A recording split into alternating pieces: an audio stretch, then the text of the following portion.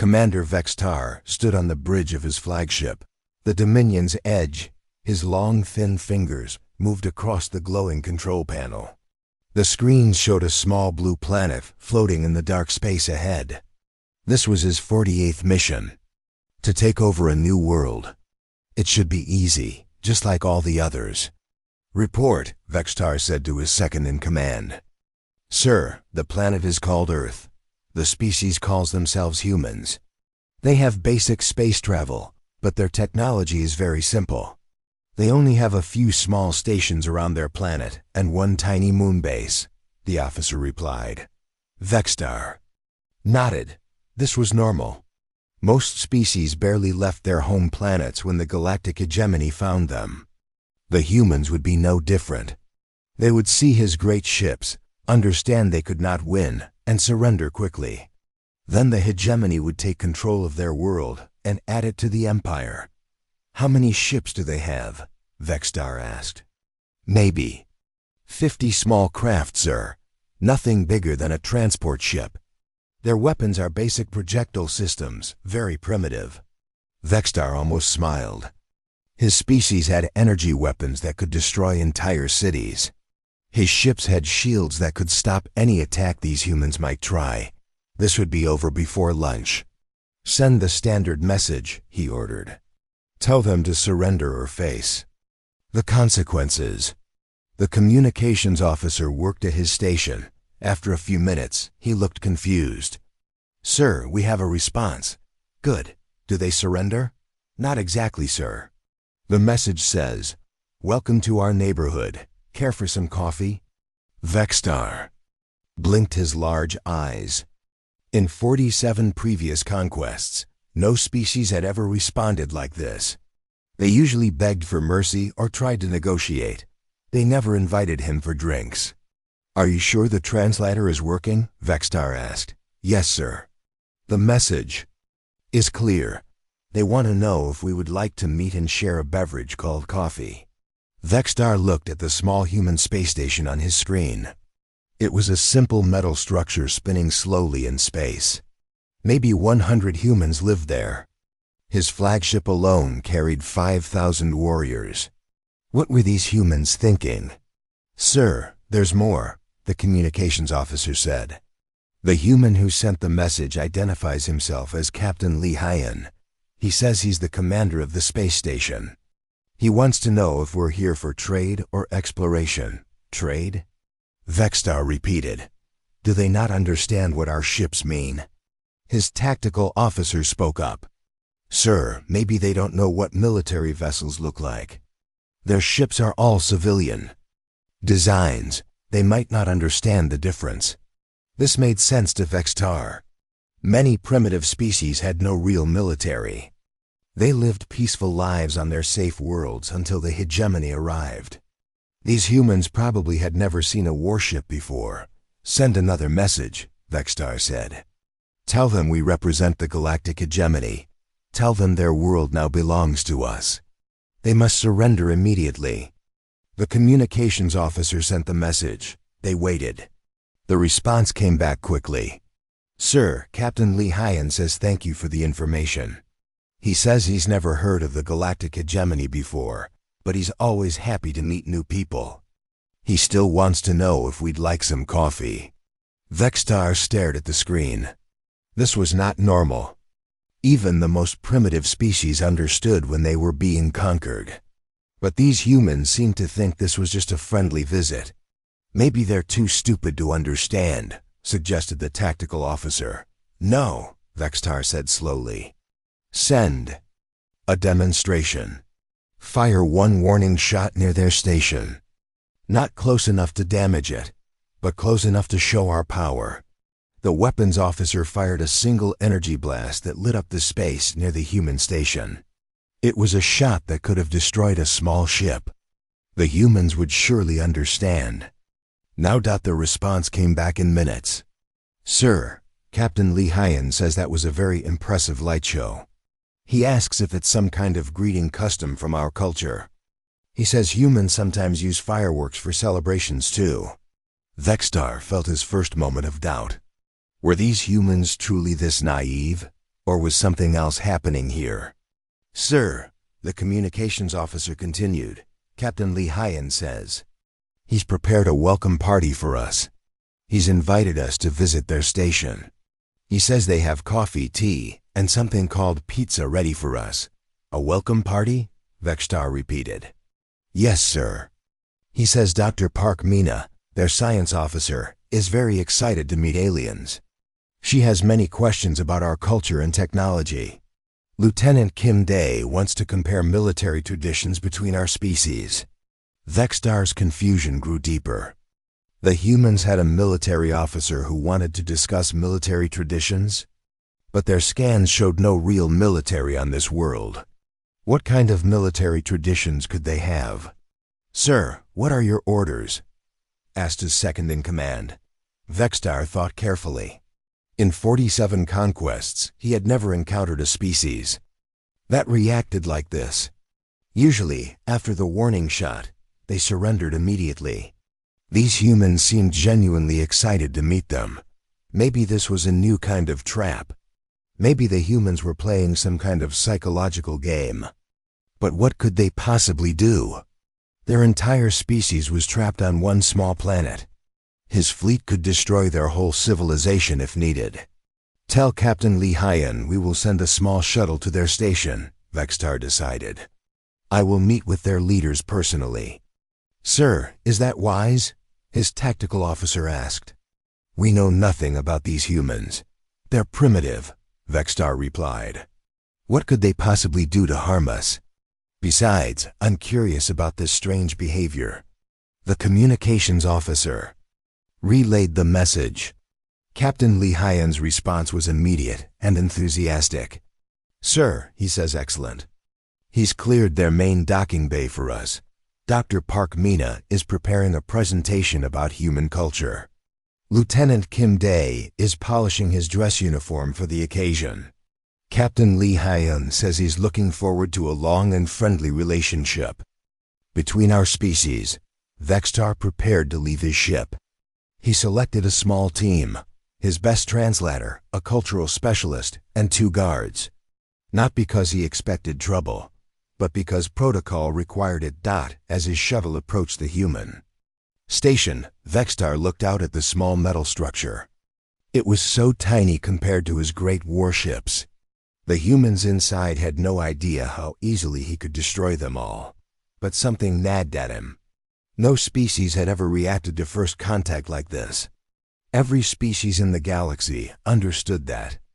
Bigger ships with bigger weapons meant danger. Every species except these humans. Were they really so primitive that they didn't understand the threat? Or did they understand something that he didn't? The shuttle docked with the human station. Through the viewports, Vextar could see humans moving around inside. They seemed calm and happy. Some of them were even smiling and waving at his shuttle. Sir, his cultural specialist said, I'm reading their body language. They show no signs of fear or stress. They appear genuinely pleased to see us. This made no sense to Vextar, but he was committed now. He would meet these strange humans and understand their bizarre behavior. Then he would complete his mission and add Earth to the hegemony. As the airlock opened and he prepared to step onto the human station, Vextar had no idea that everything he believed about conquest and power was about to change forever. The humans were waiting for him, with smiles on their faces and cups of something steaming in their hands. Captain Lee Hyen stepped forward with his hand extended in what the translator said was a gesture of friendship. Welcome aboard, Captain Lee Hyen said warmly. I'm so glad you could make it. The coffee's fresh, and Dr. Park has prepared an amazing presentation. This is going to be fun. Vextar stared at the human's friendly face and felt the first stirring of something he hadn't experienced in decades of conquest: uncertainty. Vextar stepped through the airlock onto the human station. Immediately, something felt wrong. His legs buckled slightly, and he had to grab the wall to keep from falling. The gravity here was much stronger than on his ship. Are you okay? Captain Lee Hyen asked, reaching out to help steady him. Vextar was embarrassed. He was supposed to be the powerful conqueror, not someone who needed help walking. "I'm fine," he said, trying to stand straight. "Your gravity is just ... different." "Oh. Sorry about that," Li Haiyan said. "We keep the station at Earth normal gravity. Makes it easier for crew rotations." "Is it too heavy for you? Too heavy?" Vextar had never heard anyone describe gravity as heavy before. On his homeworld, gravity was light and comfortable. Here, every step felt like he was carrying extra weight. "We can adjust it if you need," said a woman who walked up to them. She moved easily, as if the crushing gravity didn't affect her at all. "I'm Dr. Park Mina, the station's science officer. I study alien life forms, though you're my first real aliens." Dr. Park was small compared to Vextar's species, but she walked with confidence. Behind her came a man in a military uniform. He was even smaller than Dr. Park, but something about the way he moved made Vextar nervous. "Lieutenant Kim Dae," the man said, offering his hand. "Security and military operations. Welcome to our station." Vextar shook the human's hand and immediately regretted it.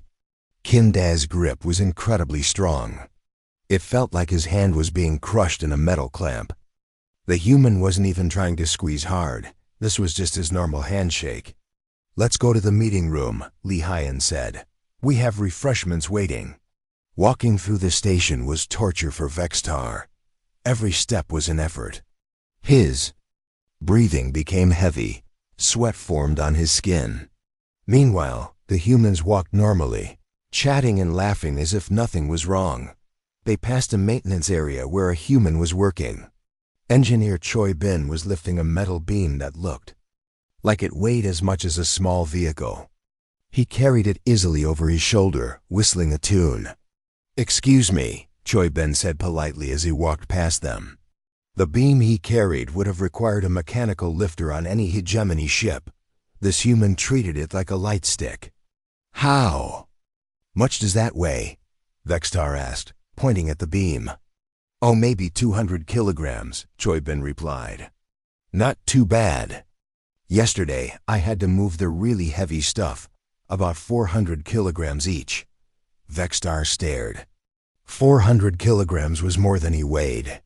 This human talked about lifting it like it was normal work. In the meeting room, Vextar gratefully sat down. The chair was built for humans and felt uncomfortable, but at least he wasn't fighting gravity while standing. "You look tired," Dr. Park said, concerned. "Would you like some water? Or maybe we should get Dr. Yoon Sora to check on you."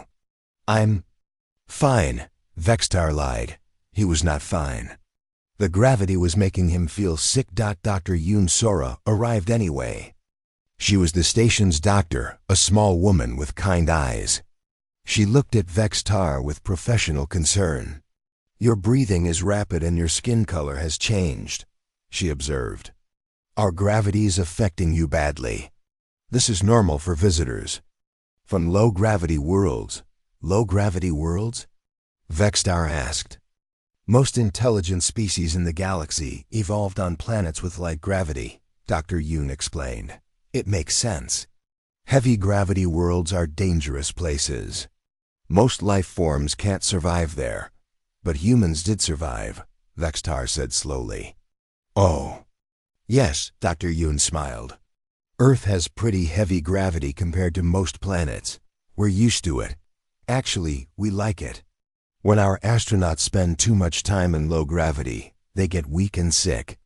We have to exercise for hours every day, just to stay healthy in space." Vextar felt a chill that had nothing to do with the station's temperature. "What do you mean you like heavy gravity?" Captain Li Haiyan laughed. "We have sports that use gravity for fun. Skydiving, bungee jumping, cliff diving.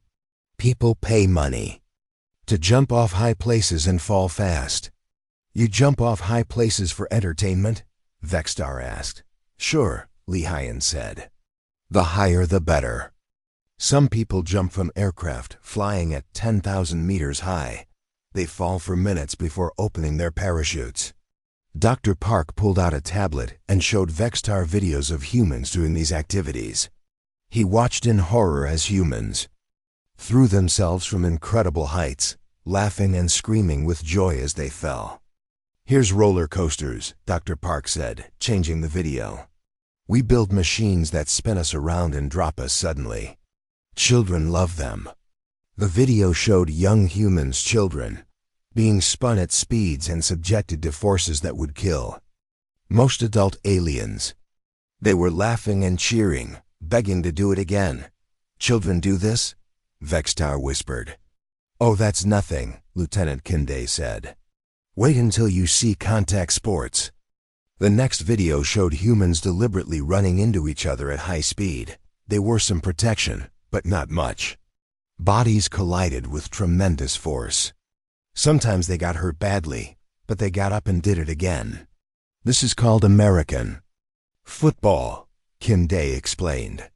"Players often weigh over 100 kilograms and run at full speed into each other. We have many sports like this. You deliberately hurt each other for fun?" Vextar asked. "It's not about hurting people," Dr. Yoon said. "It's about testing ourselves. Humans like to see how much we can take, how fast we can go, how high we can jump, how much we can lift." Engineer Choi Bin appeared in the doorway. "Sorry to interrupt, but we're having the strength competition tonight. Kim Dae, you still planning to participate?" "Wouldn't miss it," Kim Dae grinned. "I've been training. Think I can deadlift 3 times my body weight this time." "3 times your body weight?" Vextar repeated. "That's the goal," Kim Dae said. "The station record is 3.2 times body weight. Sergeant Nam Ho said it last month." Vextar did the math in his head.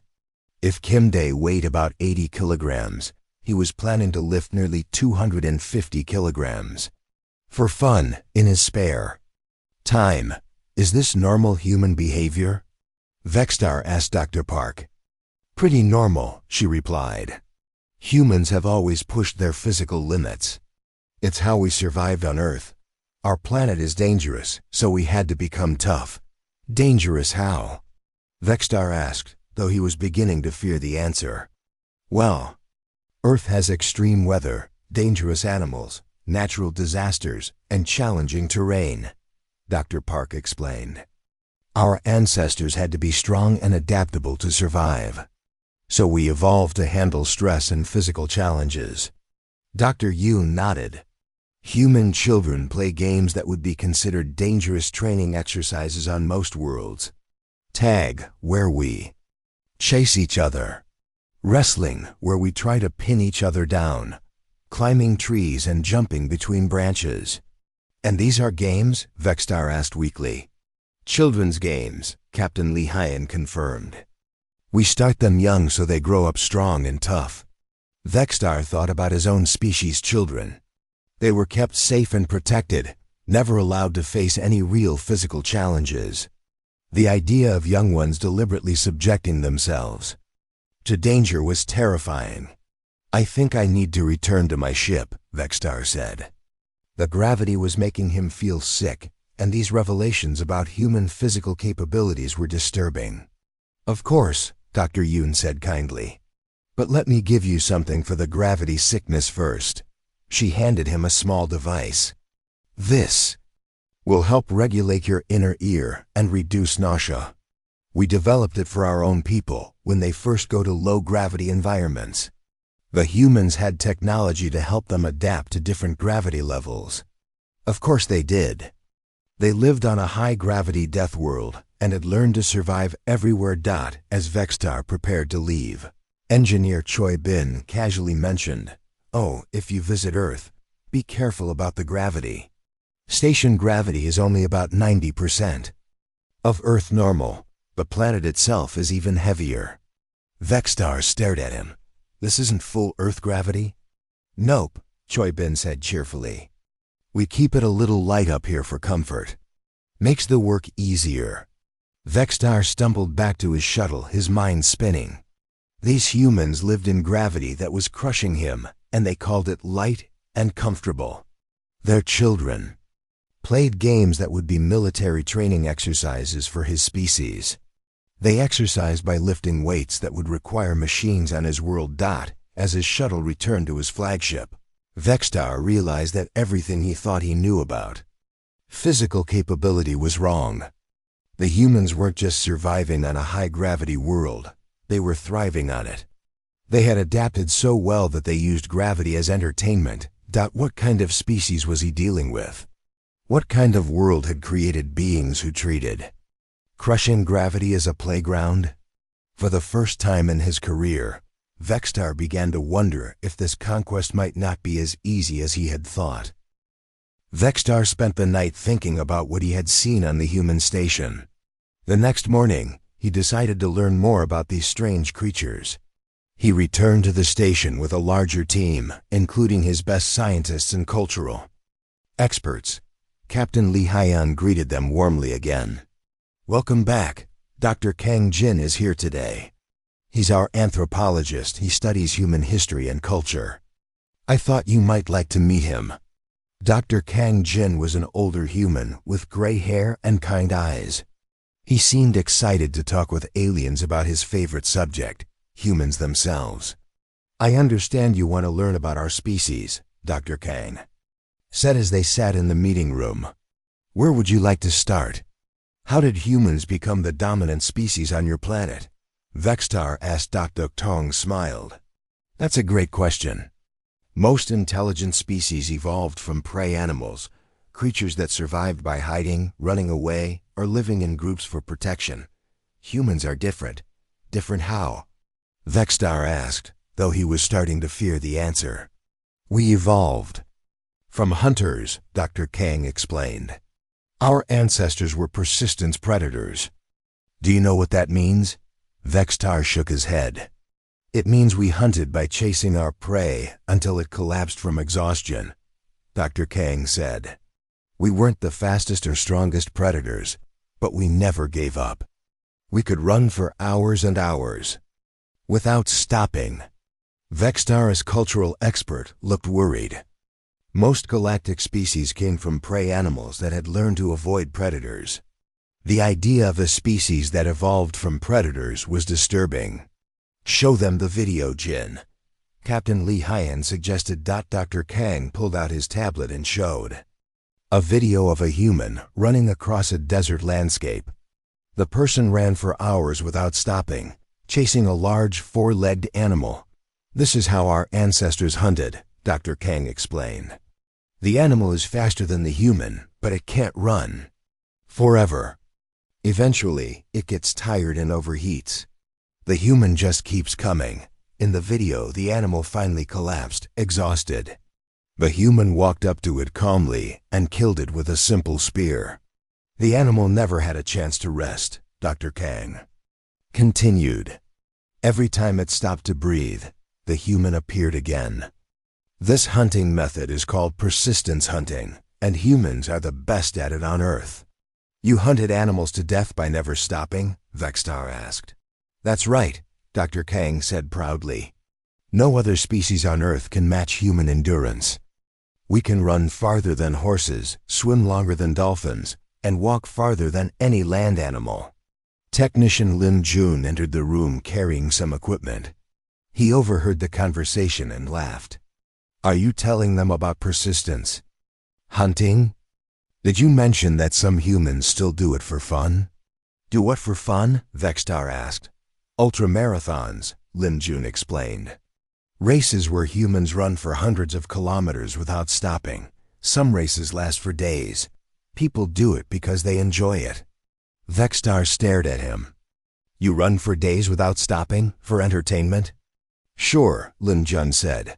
"I did a 50-kilometer race last month. Took me about 4 hours. Not my best time, but it was fun. 4 hours of continuous running." Vextar's species would collapse after running for 10 minutes. This human talked about 4 hours like it was a light exercise. "Our eyes evolved for hunting too," Dr. Kang continued, pointing to his face. "See how they face forward? Most prey animals have eyes on the sides of their heads so they can watch for danger. Predator eyes face forward for better depth perception when tracking prey. Vextar looked around the room. Every human had forward-facing predator eyes. Eyes designed for tracking and killing. And our hands, Dr. Kang held up his hands. Perfect for gripping weapons and tools. We can throw objects with incredible accuracy. A trained human can hit a target the size of your head from 50 meters away. What about human social behavior? Vextar's cultural expert asked. Do you live in family groups? We form packs, Dr. Kang said. Usually small groups of hunters working together. But when threatened, humans can organize into much larger groups. Thousands or even millions of humans working toward the same goal. Millions? Vextar repeated. Captain Orina entered the room. She was a military strategist with sharp eyes and a confident bearing. Did someone mention large group organization? That's my specialty. Captain Orina studies human warfare, Lihayan explained. She might be able to answer your questions. About our social structure. Vextar wasn't sure he wanted to know about human warfare, but his curiosity won. How do humans organize for conflict? Depends on the situation, Orina said, sitting down. For small conflicts, we use small teams, maybe 5 to 10 hunters working together. For larger threats, we can organize thousands of humans into coordinated fighting units. And for the largest threats? Vextar asked. Orina smiled, and Vextar was learning that human smiles could be very frightening. For major threats, humans have organized armies of millions. We've put entire planetary populations to work supporting war efforts. Entire planets? Vextar's voice cracked slightly. Oh. Yes, Orina said casually. When humans feel truly threatened, we don't just send soldiers. We convert our entire civilization into a weapon. Factories start making military equipment. Scientists develop new weapons. Even children help by growing food and making supplies. Dr. Kang nodded. It's the pack hunting instinct on a massive scale. When humans identify a threat to the pack, every member contributes to eliminating that threat. How do you decide what counts as a threat? Vextar asked nervously. Orina thought for a moment. Anything that tries to hurt humans, control humans, or take things that belong to humans. We're pretty simple that way. What if the threat tries to negotiate? Vextar asked. Depends, Orina said. Humans have two basic responses to problems. We try to make friends with them, or we try to kill them. Sometimes we try both at the same time. Both at the same time? Vextar repeated.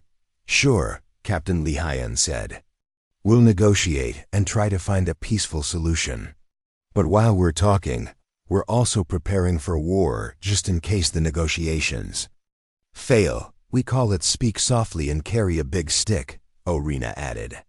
It means be polite and friendly, but be ready to fight if necessary. Technician Lim Jun was checking some equipment nearby. He looked up and said, Don't forget to mention that humans never surrender. Never surrender? Vextar asked. It's not entirely true, Dr. Kang said. Individual humans might surrender in hopeless situations. But human groups almost never give up completely. Even when a human army is defeated, survivors will continue fighting using different methods. What kind of different methods? Vextar asked, though he dreaded the answer. Guerrilla warfare, Orina explained. Small groups of humans hiding and attacking larger forces. They sabotage equipment, gather intelligence, and slowly wear down the enemy. Like persistence hunting, Dr. Kang added. We might not be able to defeat you in direct combat, but we'll keep coming back. Again and again, we'll never let you rest. Vextar felt a chill. These humans were describing themselves as the ultimate predators, creatures that never gave up, never stopped hunting, and never accepted defeat. There's something else you should know, Captain Lihayan said quietly. Humans have been imagining meeting alien species for centuries. We've written thousands of stories about it. We've made plans for every possible scenario. What kind of plans? Vexstar asked weakly. Plans for trade, plans for friendship, plans for learning from each other, Li Hyan said. Then his expression grew serious, and plans for war. You've been planning to fight aliens you've never met? Vexstar asked. We've been planning to fight everyone we've never met, Orina said matter-of-factly. It's what humans do. We prepare for every possibility. Dr. Kang leaned forward. You have to understand, humans spent millions of years as hunters on a dangerous world. Everything on Earth was either food, a tool, or a threat. We learned to evaluate every new thing we encountered. Can we eat it? Can we use it? Will it try to hurt us? And if it tries to hurt you? Vexstar asked. Then we kill it, Orina said simply. It's not personal. It's just survival. Vexstar looked around the room at the humans' calm, friendly faces. They had just described themselves as relentless predators who never gave up and had been planning interstellar warfare for centuries. And they said it all with warm smiles, as if they were discussing the weather dot as he prepared to return to his ship again. Vexstar realized that first contact was not going at all as he had expected. These weren't primitive beings who would surrender to superior technology. These were apex predators who had been dreaming of hunting among the stars, and now they had found their prey. Vexstar decided it was time to show these humans the reality of their situation. He returned to the station the next day with his best weapons experts and most advanced technology.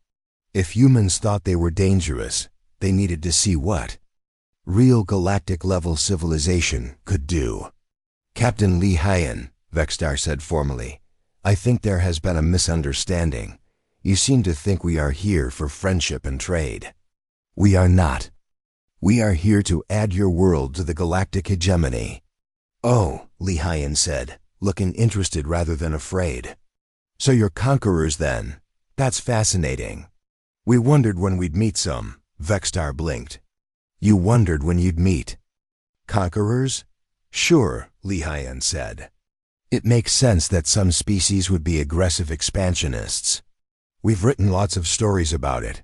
Dr. Song Wu has been especially interested in the theoretical technology requirements for galactic conquest.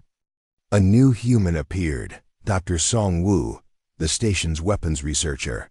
He was a thin man with excited eyes and an eager smile. Are you really here to conquer Earth? Dr. Song asked happily. That's so interesting. Can you show me your weapons systems? I've been theorizing about the energy requirements for interstellar warfare for years. Vexstar was confused by the human's enthusiasm, but he decided to proceed with his demonstration. Very well, observe. He activated a holographic display showing his flagship's main weapon, a plasma cannon capable of destroying a city. This is our primary weapon system, Vexstar announced. It can generate temperatures of 50 million degrees and destroy targets at ranges of over 1,000 kilometers. Dr. Song Wu studied the display with genuine interest. Plasma-based? That's so retro. We experimented with similar designs about 300 years ago. Retro? Vexstar repeated. Oh yes, Dr. Song said cheerfully. Plasma weapons have some serious limitations. Power consumption is enormous, and they're terribly inefficient in atmosphere. Plus, they're slow compared to kinetic weapons. Professor Bixu entered the room, carrying some equipment. He was the station's physicist, an elderly man with a gentle manner. Are we discussing weapons technology? Professor Beak asked. How delightful. We so rarely get to share our research with other species. Your research? Vexstar asked. Oh yes, Professor Beak said. Humans have been developing weapons technology for thousands of years. It's one of our favorite subjects. Dr. Song pulled out his own tablet. Here, let me show you what we use instead of plasma weapons. The display showed a simple-looking device, just a metal tube with some electronic components. This is a railgun, Dr. Song explained. It uses electromagnetic fields to accelerate projectiles to extremely high velocities. Much more efficient than plasma. How fast? Vexstar asked. Oh, this little one only reaches about 50 kilometers per second, Dr. Song said casually. Our larger models can hit nearly 100 kilometers per second. Vexstar's weapons expert looked shocked. 100 kilometers per second? That's impossible. Why impossible? Professor Beak asked. It's just applied physics. Accelerate a dense projectile to high velocity and let kinetic energy do the work. But the power requirements, Vexstar's expert began, are much lower than plasma weapons, Dr. Song finished. Plus, kinetic projectiles don't lose energy traveling through space or atmosphere. They just keep all that lovely momentum until they hit something. Professor Beak nodded. We like kinetic weapons because you can always count on physics. Energy. Weapons can be disrupted or deflected, but physics always works. Speaking of physics, Dr. Song said, can I see your shield technology? I'm very curious about your defensive systems. Vexstar hesitated, then activated another display showing his ship's energy shields. Professor Beak studied it thoughtfully. Ah, deflector-based. Very elegant. But I bet it has trouble with kinetic impacts, doesn't it? How did you know that? Vexstar asked. Physics, Professor Beak said simply. Energy shields work by deflecting or absorbing energy. But kinetic weapons don't rely on energy transfer. They rely on momentum transfer. Very hard to deflect pure momentum. Dr. Song grinned. Want to see what happens when our primitive kinetic weapon meets your advanced energy shield? Before Vexstar could answer, Dr. Song activated a small railgun mounted on the station's hull. He fired a single projectile at a piece of debris floating nearby. Debris that was protected by the same type of shield used on hegemony ships. The projectile punched through the shield, like it wasn't there, and vaporized the debris. Simple physics, Dr. Song said happily. Fast-moving mass carries enormous energy. Your shield had no way to deal with that much kinetic force. Vexstar stared at the empty space where the debris had been. His impenetrable shields had been defeated by what humans called primitive technology. Now let me show you something really interesting, Dr. Song continued. He pulled up specifications for larger human weapons. This is our planetary defense system. The display showed weapons that dwarfed anything on Vexstar's ships. Mass drivers that could accelerate projectiles to significant fractions of light. Speed. Orbital platforms with dozens of railgun arrays. When did you build these? Vexstar asked weakly. We haven't yet, Dr. Song said. These are just designs. But we could build them if we needed to. The technology is all proven. We just need to scale it up. How long would it take? Vexstar asked. Professor Beak thought for a moment. With Earth's full industrial capacity? Maybe 6 months for the basic systems. A year for the really impressive ones. You could build planet-killing weapons in 6 months? Vexstar's voice cracked. Oh, we already have planet-killing weapons, Dr. Song said casually. We've had those for decades. These would be for ship killing. Admiral Chun Hai entered the room. She was a senior military commander with steel-gray hair and sharp eyes. I heard we're discussing weapons technology. Mind if I join? Admiral. Chun commands our theoretical space defense forces, Li Haiyan explained. Theoretical? Vexstar asked. We don't actually have space forces yet, Admiral Chun said. But we've been planning them for decades, just in case we ever needed them. She sat down and looked directly at Vexstar. I understand you represent a galactic empire. How large is your military? The hegemony controls over 10,000 worlds, Vexstar said, trying to regain some authority. Our fleets number in the millions of ships. Impressive, Admiral Chun said. How do you handle logistics for operations that large? The question caught Vexstar off guard. Logistics? Supply lines, fuel consumption, crew rotation, equipment maintenance, Admiral Chun explained. Military operations are really logistics problems at their core. Vexstar's military expert answered. We establish supply bases in conquered systems. Local resources support our fleets. Admiral Chun nodded thoughtfully. So your expansion is limited by your ability to secure and maintain supply lines. That creates some interesting vulnerabilities. What do you mean? Vexstar asked, though he wasn't sure he wanted to know. Well, if someone disrupted your supply lines, your fleets would be stranded, Admiral Chun said matter-of-factly. Cut off from fuel and supplies, they'd be helpless. No one has ever successfully attacked our supply lines, Vexstar said. That's because you've only fought primitive species so far, Admiral Chun replied. But humans specialize in attacking supply lines. We call it strategic warfare. She pulled out her own tablet and showed historical examples. Here's how humans fought each other before we achieved global peace. We didn't just attack enemy armies, we attacked their ability to fight. The examples were horrifying. Humans had deliberately destroyed their enemies' factories, supply routes, and resource production. They had starved entire populations and crippled civilizations' ability to make war. This is called total war, Admiral Chun explained. Not just defeating enemy military forces, but destroying their entire capacity for resistance. You destroyed entire civilizations? Vexstar asked. Only when they threatened us, Admiral Chun said. But yes, humans are very thorough when we fight. We don't just want to win battles, we want to make sure our enemies can never threaten us again. Dr. Song looked up from his tablet. Oh, Admiral, should we tell them about the mathematical analysis? What mathematical analysis?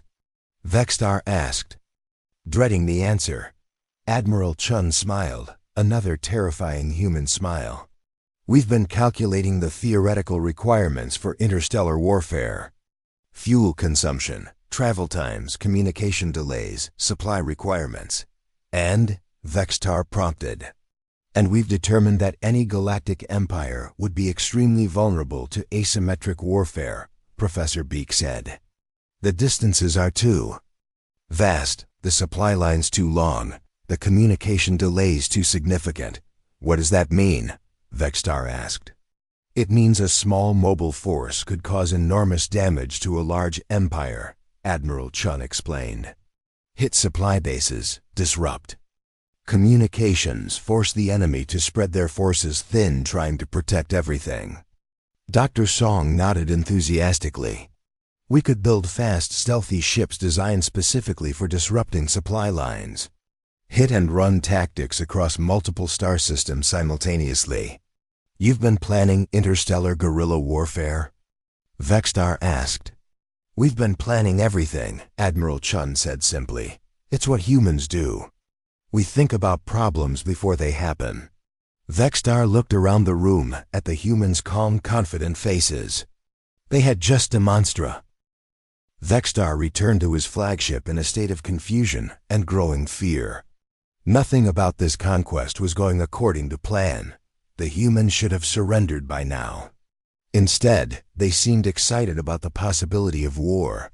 He decided to try one final approach, overwhelming force. He would show the humans the true size of the hegemony fleet approaching their system. Surely when they saw hundreds of warships, they would understand their hopeless situation. The next morning, Vexstar returned to the human station with his complete tactical display. He was prepared to demonstrate the futility of human resistance. Captain Li Han, he announced, I have tried to be reasonable, but you don't seem to understand your situation. Let me show you what you face. He activated his largest holographic projector, filling the meeting room with images of the hegemony fleet. Hundreds of warships, each larger than the human station, approached Earth in perfect formation. This is our invasion fleet, Vexstar declared. 500 ships carrying over 2 million warriors. Your entire species will surrender, or we will demonstrate why resistance is pointless. Instead of fear, Vextar saw something much worse. In the human's expressions, interest. "Wow," Captain Li Haiyan said, studying the display. "That's quite a fleet. General Ro A should see this." General Ro A appeared within minutes. She was the highest-ranking military officer on the station, a small woman with gray hair and eyes that seemed to see everything. She looked at the fleet display with the same expression a human child might use when examining a new toy. "Fascinating," she said calmly. "Thank you for the intelligence briefing, Commander Vextar."